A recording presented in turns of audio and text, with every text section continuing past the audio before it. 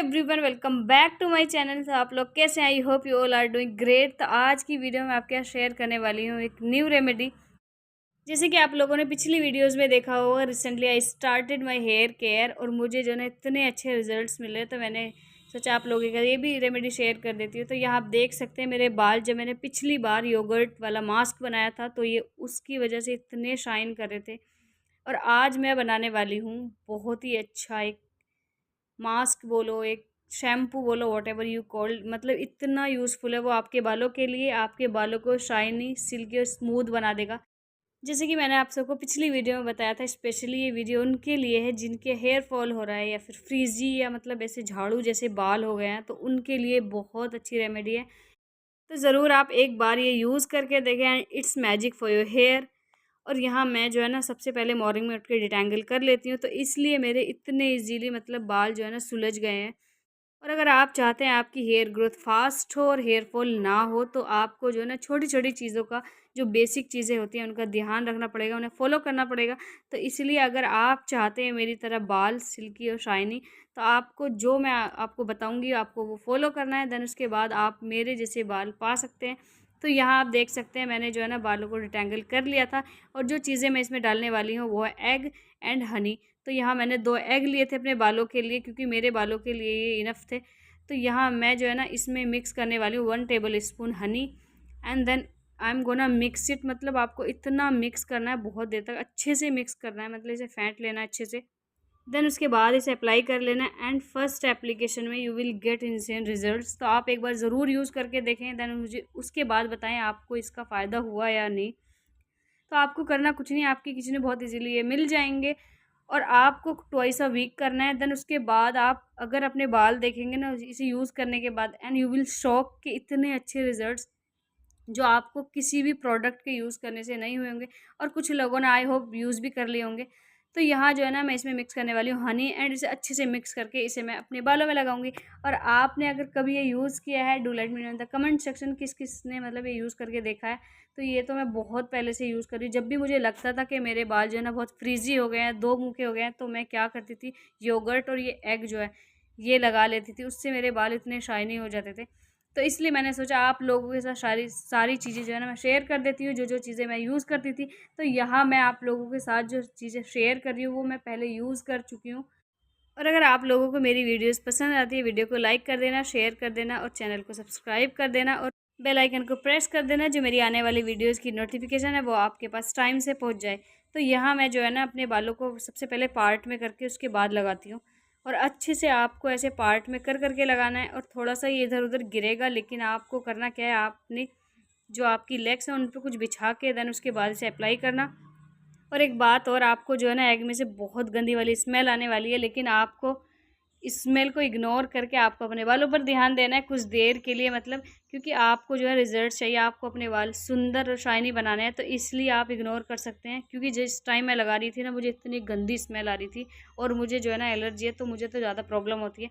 लेकिन मैंने मास्क लगाया हुआ था और दूसरी बात ये कि मैंने इग्नोर करके एकदम माइंड डाइवर्ट करके मैंने सोच लिया था कि मुझे जो है ना ये लगाना है कैसे भी करके। और आपको जो है ना ये हाफ आवर के लिए छोड़ देना है। देन उसके बाद आप इसे वॉश कर सकते हैं। और अगर आप चाहें इसे जो है ना शैम्पू में डाइल्यूट करके भी लगा सकते हैं, तो उसे इंस्टेंट वाला मतलब उससे भी रिजल्ट्स आपको मिल जाएंगे।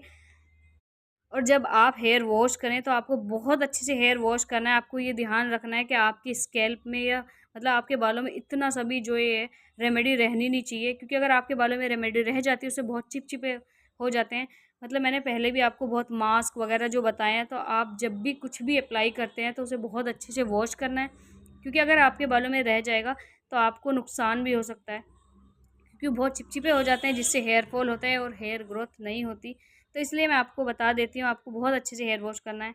और यहाँ जो है ना मैं अच्छे से लगा लेती हूँ, उसके बाद आपको मिलती हूँ।